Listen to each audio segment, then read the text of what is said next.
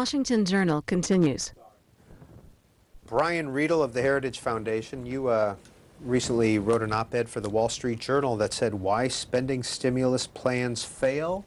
What do you think about President-elect Obama's plan? I think President Obama's debt plan will fail for the simple reason that his plan is to grow the economy by spending a lot of government money.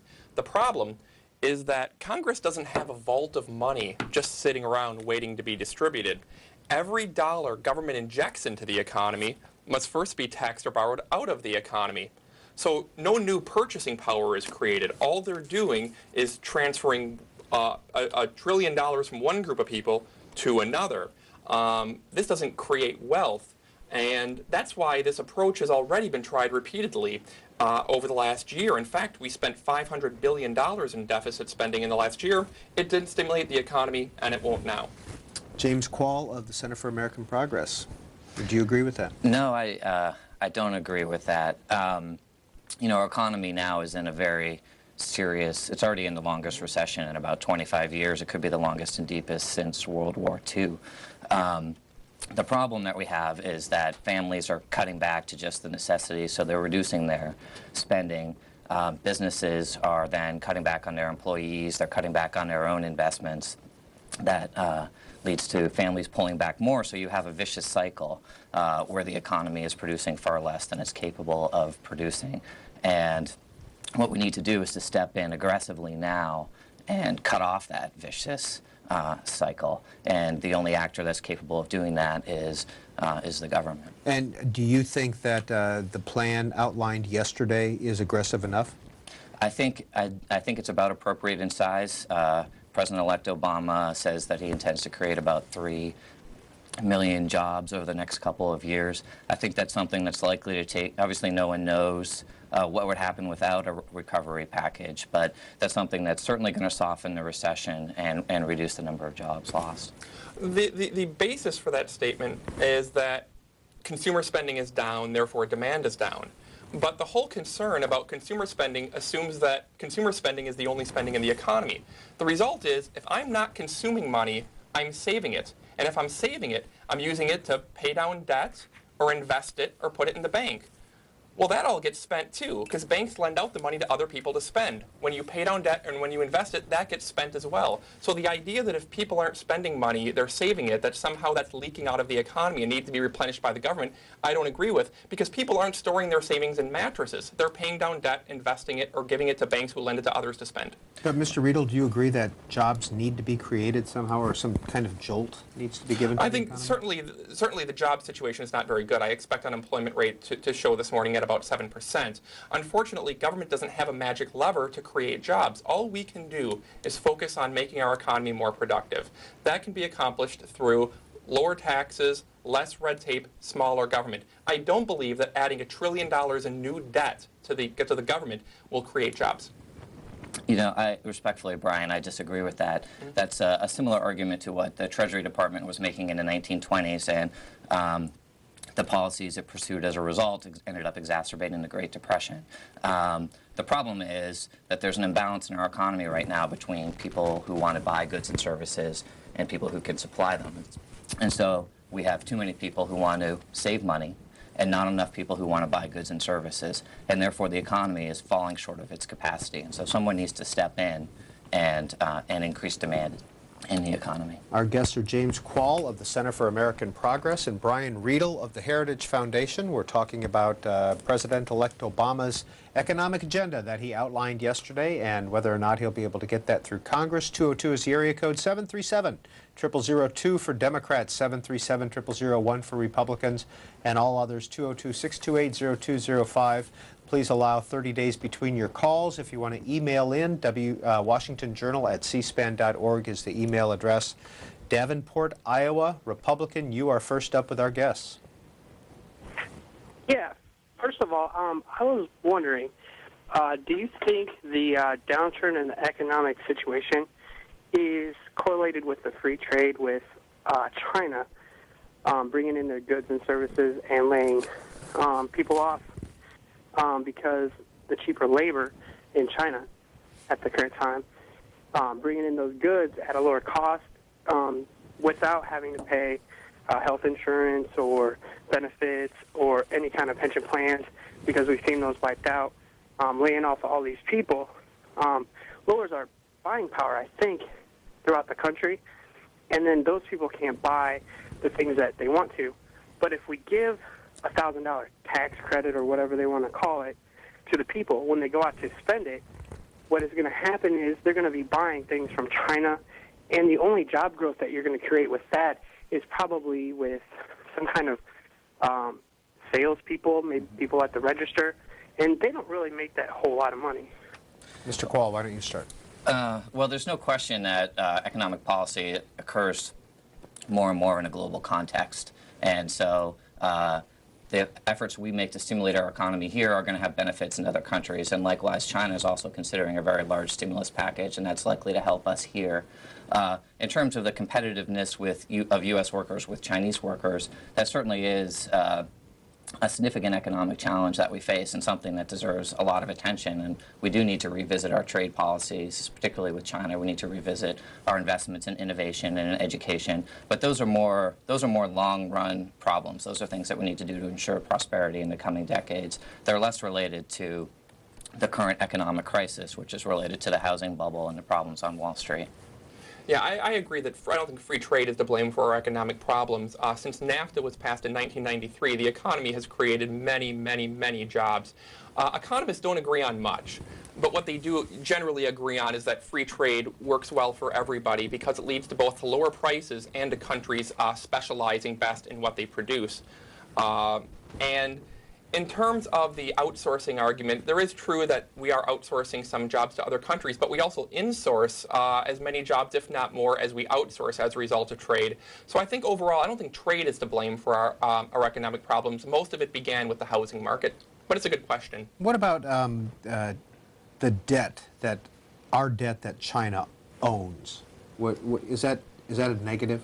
Right now, China buying our debt is not a negative because it keeps interest rates low. The government has to go into the capital markets and borrow a lot of money right now. If they were buying that out of the United States, borrowing that up from the U.S., that would raise interest rates and leave a lot less money in the U.S. To finance investment. Borrowing it from China means that interest rates won't go up, that we'll still have money for investment in the United States. The danger, of course, is that China will stop lending us money. If China decides to stop lending us money, we have to go into the domestic savings pool, interest rates go up, and the amount of money remaining for investment drops. I think I agree with Brian. It's a mixed blessing. It gave us an inexpensive source of capital for a number of years.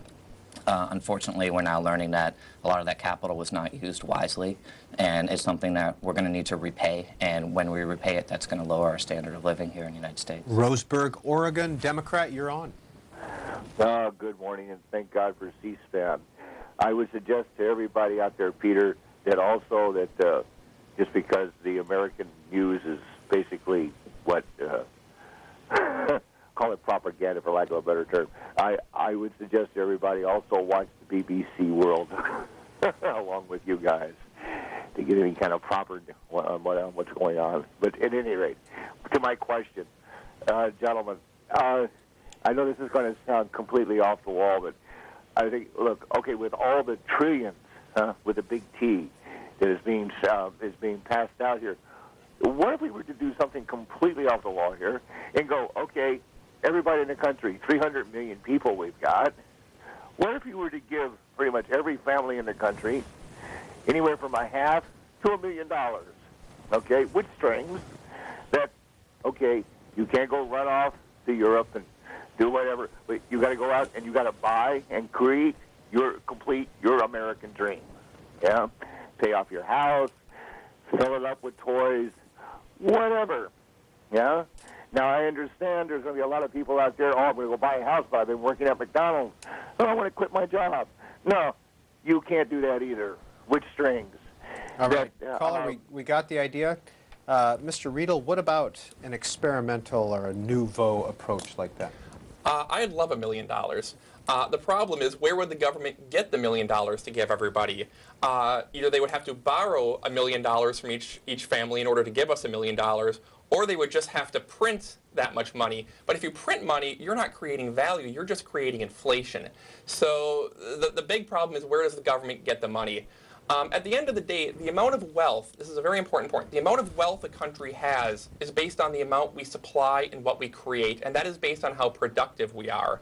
Giving people more money to spend isn't some magic way to create wealth. Our wealth depends on how much we produce. And if we can focus on production, productivity, creating more wealth, that will make us better off. Well, the amount of money that we're talking about is not nearly enough to give everyone in America $1 million. Unfortunately, I wouldn't mind $1 million either. We're talking about $750 billion to $800 billion. That's about $2,500 per person in America. And the idea of giving some of that out as a rebate to each person is actually a part of Obama's proposal. He would give about $500 per worker. And I think that's an important part of the proposal. But there are also other steps that we need to take. I mean, this is an opportunity for us to invest in our future and to do things that are going to have economic benefits for a long time to come, such as building a clean energy infrastructure, investing in renewable energy, making our use of energy more efficient. That's something that's going to improve our economy for decades and make us more secure in the world. What concerns you about the Obama economic plan? I mean, I think on the whole, I think it's quite a constructive proposal. I think it's appropriate in size. I think the fact that it is extends out over the next 2 years is appropriate. Normally, when you're talking about a stimulus proposal, you want something quick and fast, but we're facing a prolonged period of economic weakness. And I think its emphasis on infrastructure is appropriate. I think its general parameters are appropriate.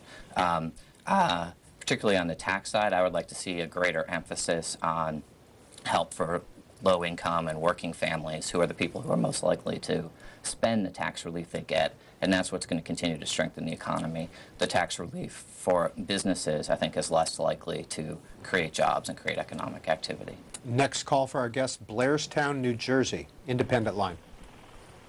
Yes, my name is Mark Quick, and I was wondering how come there's not been more of a discussion on the impact and the damages done, and especially through the housing market and stuff with illegal immigration and stuff. They've rotted our infrastructure out. They've destroyed our medical systems and everything else, and these politicians still think that we should keep paying for it.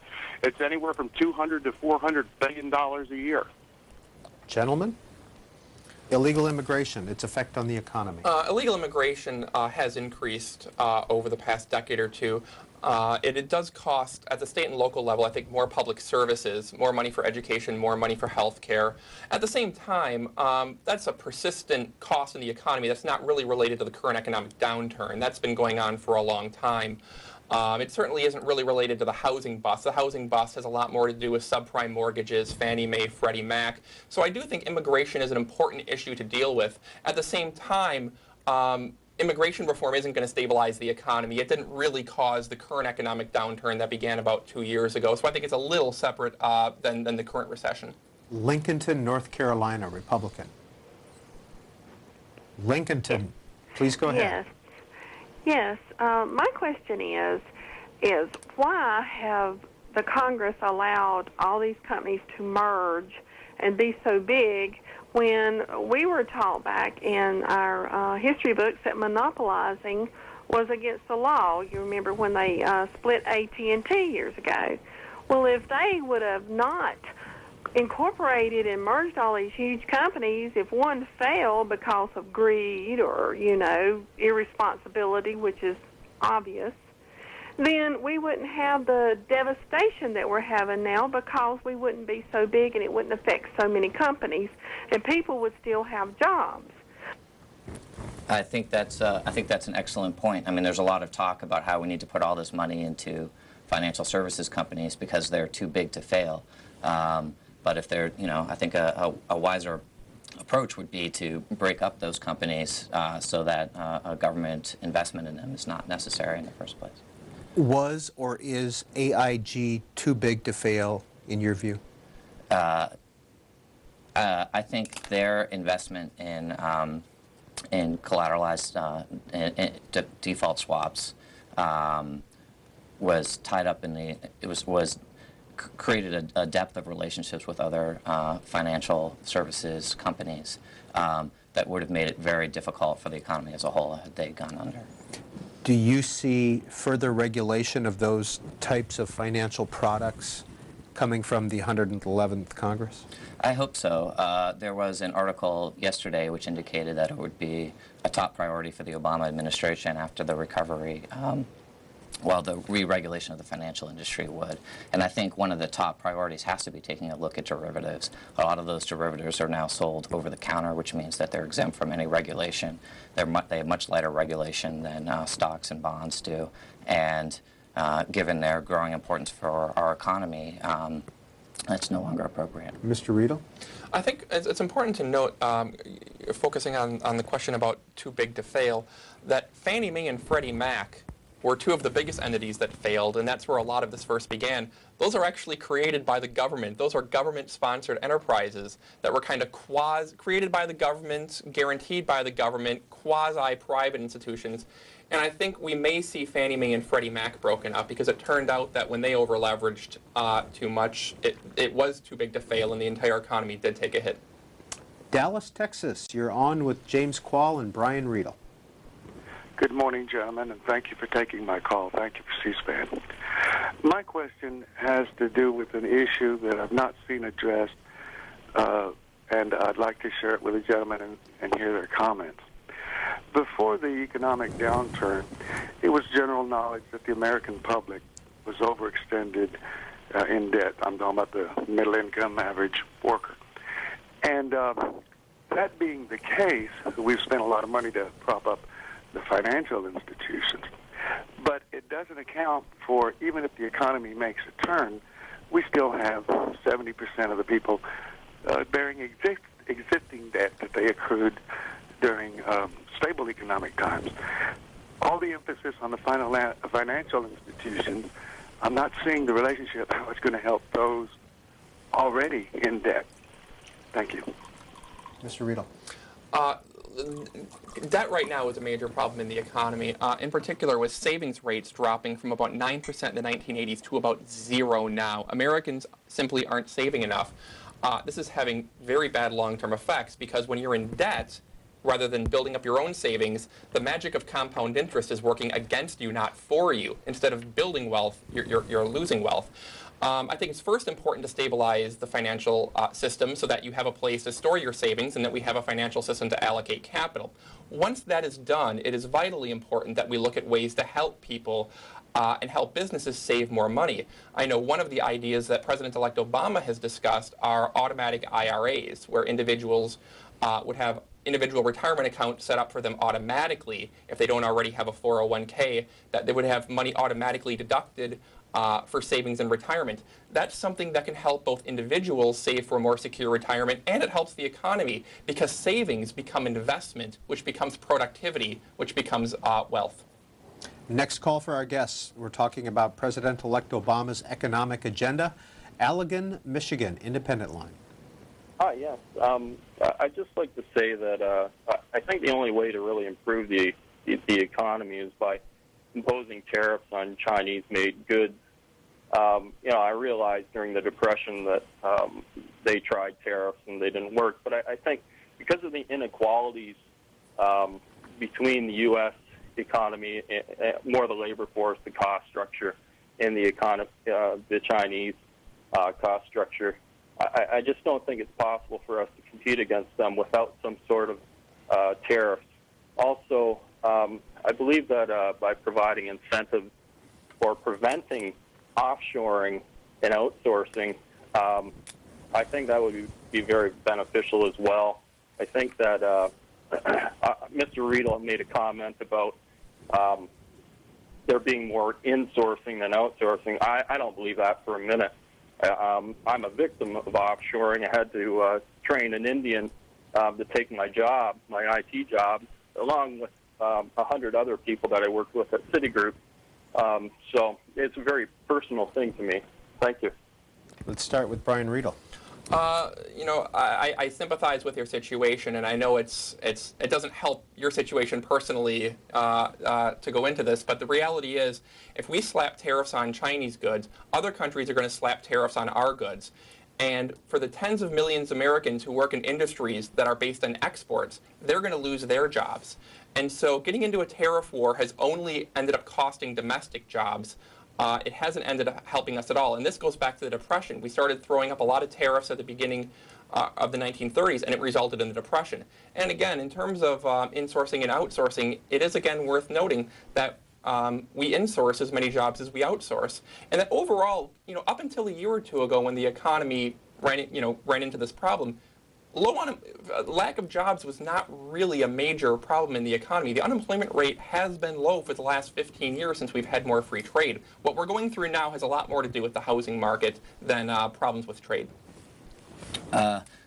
We do need to address our trade relationship with China. Trade certainly has the potential to be good for American workers and American families, as well as Chinese workers and families.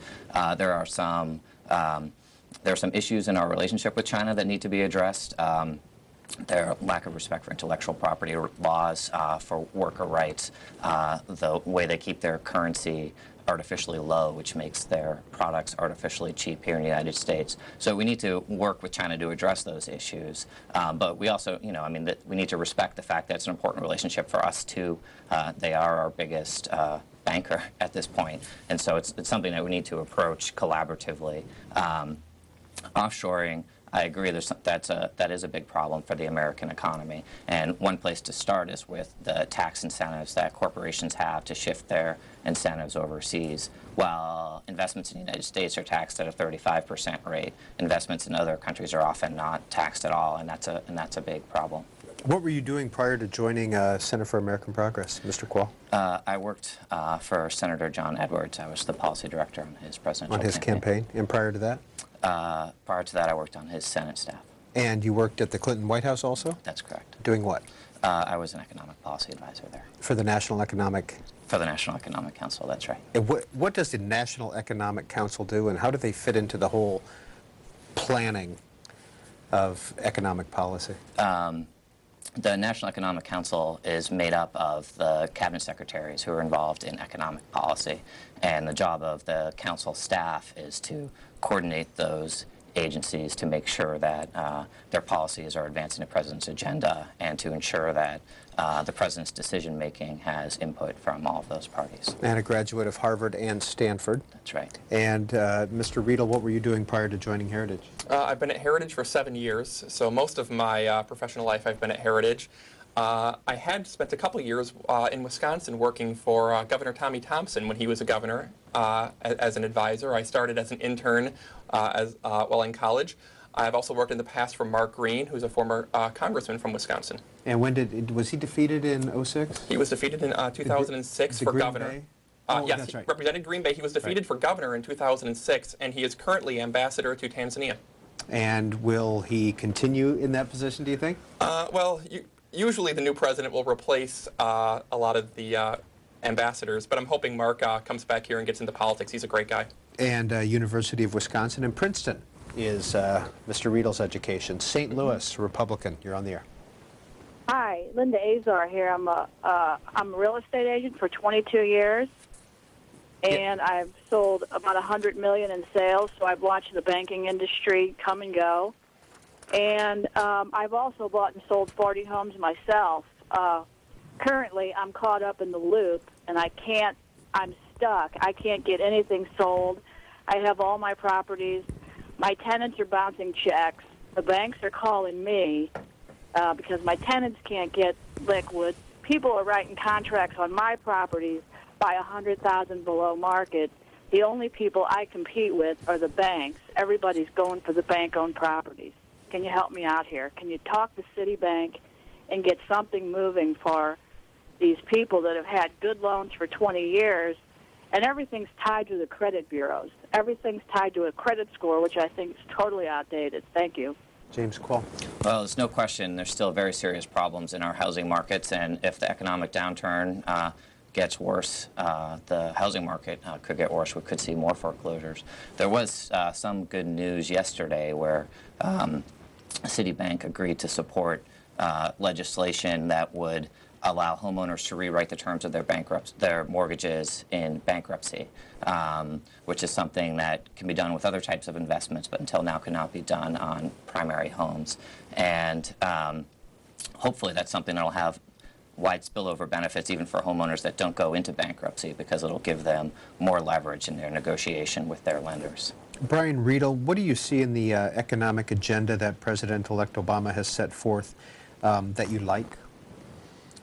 President-elect Obama recently, in fact yesterday and the day before, talked about the need to reform Social Security and Medicare and take on the major entitlements. That's vitally important. The coming retirement to 77 million baby boomers is going to put such a strain on Social Security and Medicare that in order to pay all benefits, we would have to either raise taxes by $12,000 per household permanently or eliminate every remaining government program. And I'm really heartened that President-elect Obama has said he's going to take this on. I think it's a wonderful thing. Cottondale, Alabama, Democrat. Alabama.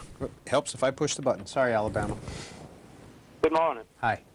I just wondered if I haven't read Obama's plan yet, but I intend to try to today. I didn't get to hear him yesterday. I just wonder if these two fellows have read about a 160-year-old document, and that document's the Communist Manifesto. It's a perfect description of what's going on in this country and in the world today. And I think it would be nice if people would look at that and look at it from an objective and not a subjective manner. So our problem has been that we have consolidated everything into a monopolistic system, and I think I've heard that mentioned a couple of times today. We need to have divestiture in banking, divestiture in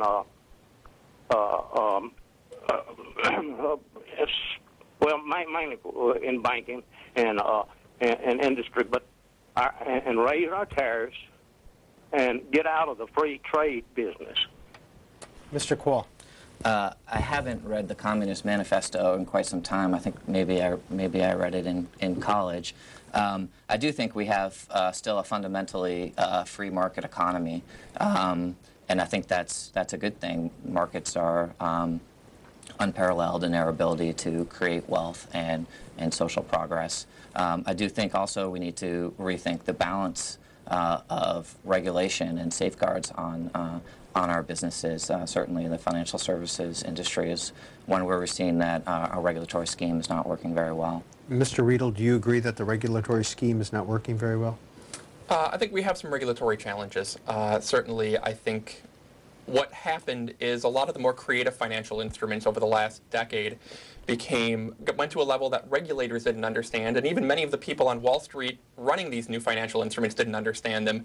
And so to some extent, I think we've probably gone past the point where current regulations are really applicable. And I think it's worth Congress taking another look at financial regulation and just making sure that we haven't gotten to the point where no one understands what we're doing with some of these new financial instruments. Next call for our guest, Broadway, North Carolina. Happy New Year to C-SPAN, and thank you for taking my call. You know, what I hear is all this whining and complaining, and what do I get? And what I really think is that, I don't know, I'm 50 years old. I remember the day of the small bank, and you could walk in there and you could talk to your local banker, and you could work out your issues with building your American dream. I remember the day when you could go down to the corner store, and if you were short a few dollars, your local grocer would let you put on credit $20 or $30 for a week's groceries. I think and this thing about what disturbs me so much is this theme that President-elect Obama had about the Kennedy mystique Ask not what your country can do for you, but what you can do for your country. I don't think it really is a mystique. I think it's true. And I think America has great promise.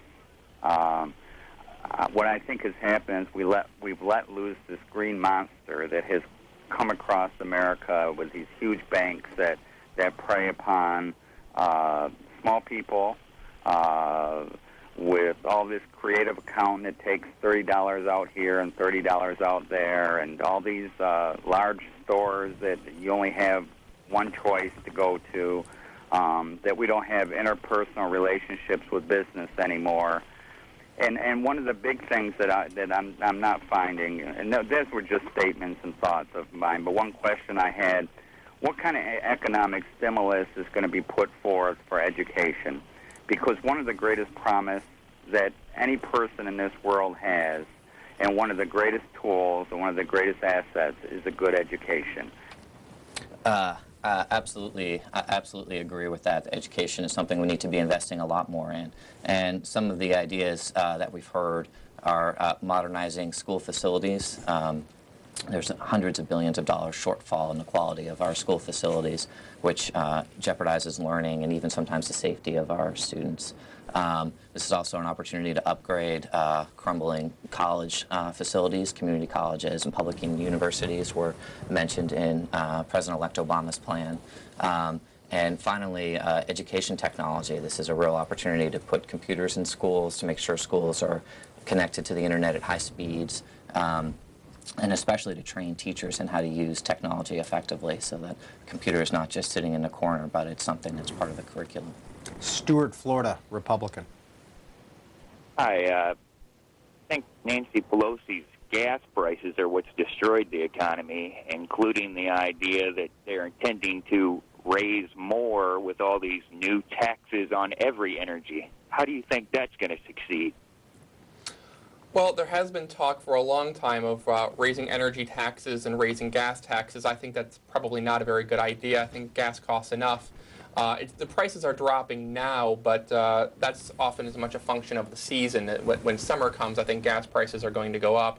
And another problem with that is, we assess all these taxes on gas. I think it'd be more justifiable if we use the money to make the highway system more effective, but instead we put the money into thousands after thousands of pork projects, bike paths, magnetic trains that don't work. I don't really trust Washington politicians to spend gas tax revenue effectively. I don't expect them anymore to put it into actually expanding capacity when they keep putting gas tax revenues into bridges to nowhere. So I can speak for myself, and I think a lot of other people say when I'm filling the gas pump, I'm not excited about the idea of paying more taxes just for more pork. One of the provisions in President-elect Obama's plan is to improve energy efficiency in federal buildings. Mm-hmm. I think improving energy efficiency in federal buildings is a good idea. I worry about federal energy micromanagement of the entire U.S. economy. Keep in mind, we spent $500 billion in the last 30 years promoting energies that have resulted in really no real progress. But I think in government buildings, there's certainly a case. Energy efficiency is one of the real win-win solutions. It's often cheaper to save energy than it is to produce more of it. So by making the federal government buildings more energy efficient, something that's probably going to pay for itself relatively quickly, and hopefully can be something that demonstrates the economic viability of that to the private sector. President-elect Obama has spoken often about getting rid of an oil-based economy. Is that really vital in the next 4 years? Well, I don't know if we can get off oil in 4 years, but it certainly needs to be the direction that we're going, partly because of catastrophic climate change, but also because our dependence on oil leaves us vulnerable to unstable regions of the world, the Middle East and Venezuela, countries regimes that often have hostile interests to our own. And also because, in the long run, the price of oil is only going up. The supply is not going up, but the demand for it is increasing as China and other countries develop. So we do need to develop alternatives to oil, and the best ones are renewable resources, wind, solar, biofuels. The Bureau of Labor Statistics has just released unemployment figures for the month of December, and the unemployment rate in the U.S. has jumped to 7.2%, From 6.7, it was predicted to be about 7%. Just for some comparison there, you can see in 1982, it was 10.8%, 7.8% in June of 1992, and now it has jumped to 7.2%. Brian Riedl, what is your reaction? This is more than was expected. I was expecting unemployment to jump to about 7.0%. Unfortunately, it's not too much of a surprise because the economy probably will continue to stay in a recession for about the next 6 months. Things may get a little worse before they get better, but the important thing to remember is we will recover. By next summer, we may be climbing out of the recession, and while the economy is not going to catch fire immediately, within 2 to 3 years, I think we'll be fine. Well, I think it's more evidence of the seriousness of the economic problems that we face, of the urgency of economic recovery legislation, and the importance of designing it correctly.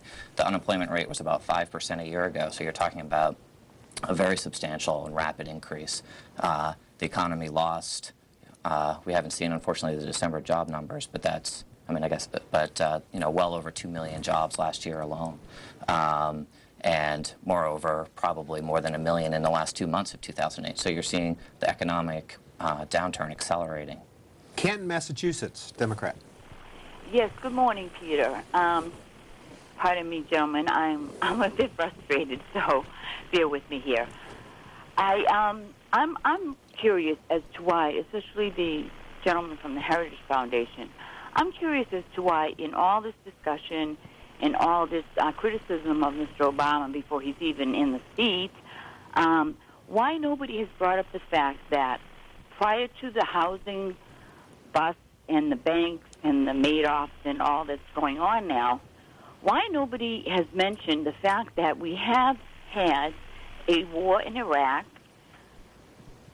on borrowed money while taxes have been cut, and how soft did that make us for what eventually happened now? The housing, the banks, the CD swaps, and all these things. I mean, I'm sorry. I had 2 nephews that fought in that war. One in 2005, one in 2007. Okay, but the thing that just irritates me is everybody's got the answer and everybody's got the finger to point. But I think that had we not fought that war, had we not borrowed all that money, had we not have all these veterans now that we have to take care of, maybe this housing bust and maybe this thing that's going on now, maybe we just might not have been hit as hard. Thank you, caller. Thank Brian you. Riedl. The war your support or opposition to the war in Iraq is something I respect people on both sides of the issue, and I don't really want to debate whether or not we think Iraq was a good or a bad idea. But economically, the war in Iraq has cost about $600 or $700 billion. It's a lot of money, but in the context of the Bush administration, it's actually a small portion of the spending increases we've had. It hasn't had a huge effect on the economy. To put it into context, we've spent about $100 billion a year on Iraq, but this year, said President-elect Obama is about to put $800 billion into a stimulus package. We're looking at deficits of $1 trillion as far as the eye can see. Had we not spent that $100 billion a year, it would have made the deficit smaller, but not much smaller. In the terms of the grand context of the big numbers we're talking about, it's small beans. I'd also like to add that there's a lot of concern, over the debt we've accumulated under President Bush. We added $2.5 trillion in public debt under President Bush.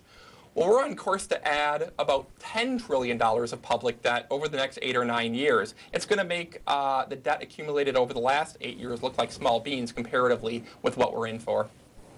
Well, the war in Iraq, the way I think of it, obviously the loss of lives is tragic. In terms of the economic aspect of the war in Iraq, I see it as a missed opportunity. I mean, there are things we could have done with that money that would leave us in a better position to deal with the economic problems we're facing today. We could have invested it in clean energy, which would provide more price certainty going forward. We could have invested in reforming the healthcare system, and we could have paid down the national debt, which would have made it easier to borrow money now that we need it for economic recovery legislation. Worcester, Massachusetts. Hi, how you doing today? Good. I just had one quick question and actually a comment. I heard Mr. Riedl's comment about Washington spending entirely too much money on pork barrel, which I agree with 100%. And I also wanted to ask a question. I've noticed that a good amount of our society relies on credit cards. And what I don't follow is there are a good portion of Americans that do spend wisely with their credit cards. They might put a large purchase on the credit card and pay it off on time. But there's an overwhelming percentage of Americans that do not do that, and they will take out credit cards either when they can't afford it or because they've been promised an incentive that they know they can't uphold. And I want to know what would have happened if, when credit cards were invented, if they were only allowed for businesses or people with an extremely good credit score that could warrant using them. And I just want to know what your thoughts on that were. Mr. Riedl. Well, I think on the whole, the use of credit cards is not a net negative for the economy. For a lot of people, they serve an important purpose of allowing themselves to build up a little short-term borrowing when they need to. And I wouldn't want a situation where nobody was allowed to use credit cards except for small businesses or large businesses. At the same time, you're exactly right that the use of credit cards is abused. I've heard numbers that the median household carries about $10,000 of credit card debt. Given interest rates of 15 or 20%, that's where compound interest is really working against you. And I think one of the answers is better education, better teaching in schools of personal finance and the dangers of overusing credit card debt. Not all credit card debt is bad. There are times when it's justified, but when people are putting basic necessities that they don't necessarily have to on their credit card and putting themselves into 15 and 20% interest payments, it's really tough to climb out of that hole. President Bush often spoke about an ownership society.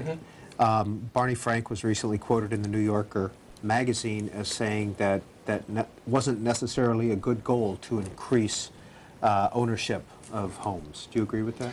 I think it's important to increase ownership of homes among those who are financially in a position to own a home.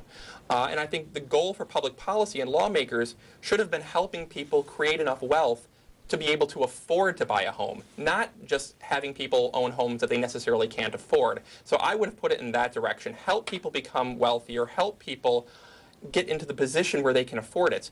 In general, though, the ownership society isn't a bad thing. I still think people should be able to own their health care and own their retirement. And again, we should help people build enough wealth to be able to responsibly own a home. James Kvaal, did the credit markets and the easiness of credit contribute to where we are today economically? Yeah, no question. And one thing that you saw was a rapid decline in lending standards. So community banks no longer holding mortgages for their full lifetime, but were able to turn around and sell it very quickly. They had less of a vested interest in making sure that the borrower could actually repay that loan. And you know, the extremes it got to are hard to believe now, where no down payments, liar's loans, where there was no documentation of income, and it spread out into other types of loans as well. Credit card debt proliferated, new types of student loans proliferated, and these often carried very high interest rates and other types of abusive terms. So. In many ways, there should have been more safeguards to protect consumers against this type of... How did we get there? How did we get... To what you called liar's loans and all these kind of different financial products? I mean... Well, it seems like there was a breakdown at every step in the process. So you had mortgage brokers who were not banks were originating a lot of these loans. They were able to turn around and sell them very quickly. The person buying them wasn't asking a lot of questions because they were able to chop them up into bonds and sell them. Credit rating agencies weren't doing as good a job as they should have in evaluating the quality of the assets underlying these bonds. And the people owning the bonds at the end of the day weren't asking the questions they should have. The federal regulators weren't asking the questions they should have. So there are a lot of people and institutions that we can point fingers at. You know, I'd like to point out, though, that as we're talking about the dangers of going into too much debt and not really thinking about the future, we're discussing this in the context of politicians about to add $1 trillion of debt to the U.S. economy. I think there's something unseemly about concerning ourselves with personal debt while the government is already on course to add $2 trillion in debt over the next 2 years, and we're going to add another $1 trillion in government debt. as if that's going to solve our collective problem. It doesn't solve our personal problems. It's not going to solve our collective problems either. Well, I mean, I disagree with that. I mean, the cost of the economic recovery package is, you know, it's not a good thing. We don't face a lot of great choices right now, but the economic problems we face are so serious that it's a far greater danger that we don't do enough than that we do too much. Jasper, Georgia, thanks for holding. You're on with James Kvaal of the Center for American Progress and Brian Riedl of the Heritage Foundation.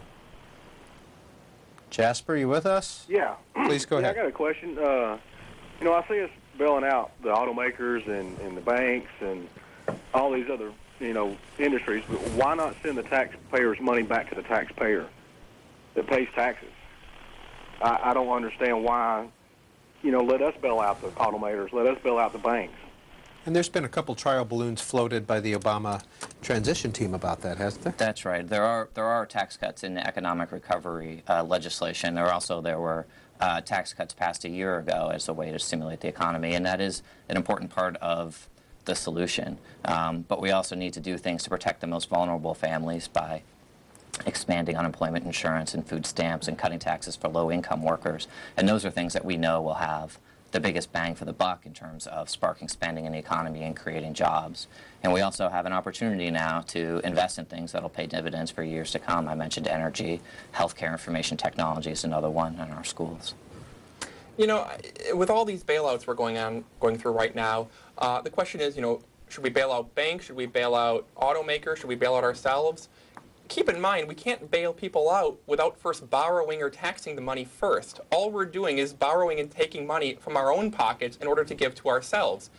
The better approach in my book is why not just stop the bailouts and let people keep their own money. Again, there is no free lunch. Congress doesn't have a vault of money waiting to be distributed. They can't give us $1 without first borrowing $1 from us. So my solution is to get government out of the picture and just let us keep our own money rather than continuing to borrow and tax from us. Well, again, the problem is that the money is sitting on the sidelines. It's being saved. It's not being spent. And so it's not creating economic opportunity. And that's why even conservative economists like Reagan advisors and McCain advisors are supporting now a big stimulus package. It's like, you know, if a private company were to borrow money to build a building, I think we could agree that would create jobs and stimulate economic activity. And having the public sector borrow money in order to invest in infrastructure has the same effect. But again, savings don't fall out of the economy. Savings are used to pay down debt. They're used to put in the bank. They're used to invest. It's not like money that's saved suddenly drops out of the economy. The money just gets spent through investments. Gentlemen, is it important, in your view, to ease the credit crunch? Yes, it is critical to ease the credit crunch. And there's some signs that we're making some progress, but we still have a long way to go. I agree. We are making progress on it, and we're going to end up with a better financial sector once we're through this. The financial sector made mistakes. It will correct them, and it'll move on. Anderson, South Carolina. Yes, I have a few comments. The first thing I think that he could do would be get somebody in the Labor Department that could do something about labor. Just like me, working the same place for the past 10 years without a cost of living increase. I make the same $11.69 for the past 10 years. It's just like the place up north is closing down because they're paying people $13 an hour. Moving to another state, non-union, they're going to pay them $9. It's hard to buy a car. It's hard to buy a house. It's hard to buy any of these things you're talking about when you don't make $1,200 a month. That is a house payment. How you going to eat? How you going to pay insurance on it? How you going to live? Another thing I'd like to say is as far as retirement, people need to be responsible for their own retirement. I believe the government ought to take it. What they need to do is go to a fair tax. The only thing that should come out of any American citizen's paycheck is retirement. Say if you go to get a job like I did when I was 15 years old, the only piece of paper that I would fill out is just like what you want to put into your 401k at your job. Only the government handles it. Everybody, every working American would be putting into this every week untold amounts of money, and then people would have more money. Having said that, we need to go like I say, people need to make more money. You know, y'all keep talking about people sitting on money. I'm not sitting on nothing. Mr. Riedl. I don't think very many people are actually just sitting on money right now either. I think a lot of people are facing financial difficulties. And that's why we have to do what we can to help the economy. The only way to really increase wealth over the long haul is to increase the economy's productivity rate. And the best way to increase the economy's productivity rate is to increase incentives to work, save, and invest. What I would like to see is the government reduce tax rates, because if you tax working, saving, and investing less, people will do it more. Basic common sense. And when people work, save, and invest more, you create more productivity, you create more wealth, the economy creates more jobs. It's a better approach than going back to a 1960s style, government debt plan where we're just going to spend money that we don't have, go into bigger debt, and hope that the government can make people wealthier. Keep in mind, if you believe that government spending is going to stimulate the economy, we're already running $2 trillion in debts over the next 10 years, even before a stimulus. So if government spending really stimulated the economy, shouldn't the economy be taken off right now? It's not. Another one of the proposals that President-elect Obama made yesterday was about putting medical records on the internet or making them electronic. President Bush tried to do that also. Why is that such a big deal? Well, the problem is paying for it. Electronic medical records has a lot of benefits. Obviously, information technology has made other sectors of our economy much more efficient. In the area of healthcare, it promises to bring down costs. It could also, it's not just the paperwork, it's reducing duplicative tests. You have all the patient information on hand. It could improve the quality of care.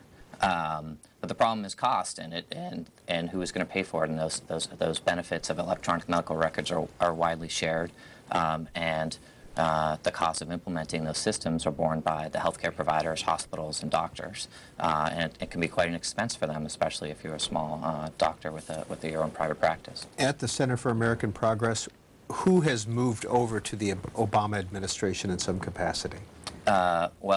Melody Barnes has been named to be the head of President Obama's Domestic Policy Council. Cassandra Butts will be in the White House counsel's office, and I think also doing some domestic policy advice. Neera Tanden, who's a former senior Center for American Progress official, I read today that she would be joining Health and Human Services, working for Secretary Daschle. So we are fortunate to... And John Podesta was involved with CAP, or still is, isn't he? John Podesta is the founder of the Center for American Progress and the president. He's on leave now from CAP to be a co-chair of Obama's transition. And very quickly, Brian Riedl, who from Heritage was in an administration, is now at Heritage. Well, we're still moving people over. We're waiting to see some more who will come over. But former Senator Talent is at Heritage. Former Congressman Istuk is at Heritage. And I'm sure there'll be a couple others coming over. Ed Meese, of course, former Attorney General. Ed Meese is at Heritage as well. Brian Riedl of the Heritage Foundation, James Kvaal of Center for American Progress, thank you both. The House is in session. Again, they'll be looking at a Gaza-Israel resolution, and they'll also be voting on the Lilly Ledbetter Fair Pay Act. Enjoy the rest of your Friday and your weekend. By the way, Book TV this weekend. If you go to booktv.org, you'll be able to find out the full schedule of 48 hours of nonfiction books beginning at 8 a.m. tomorrow morning on C-SPAN 2. Enjoy your weekend.